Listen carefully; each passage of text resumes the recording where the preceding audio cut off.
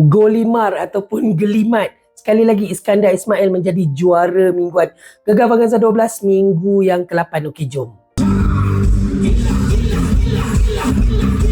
Dengan markah 74.5, ini adalah kali keempat Iskandar Ismail menjadi peserta dengan markah tertinggi.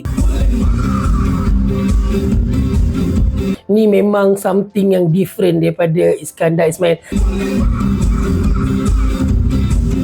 Dia sendiri cakap dia tak pernah buat macam ni, dia tak pernah buat kerja gila macam ni.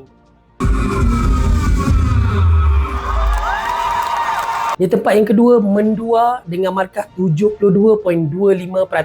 Dan tak jauh di tempat yang ketiga adalah Nubahan dengan lagu Cicak. Selain daripada itu, benda yang menarik untuk minggu yang ke-8 ni adalah penampilan istimewa senario. Senario kan, siapa tak kenal diorang, gamat Dewan bila senario muncul. Peserta dengan markah terendah adalah Krisha dan juga Syekh.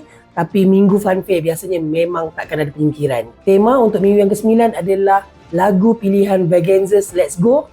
Memang ada beberapa lagu yang besar, macam Bukan Lagi Kita, Hening Rindu. Korang semua FC dan juga peminat GV, korang rasa siapa yang akan jadi juara untuk minggu yang ke-9? Korang letak kat ruang komen.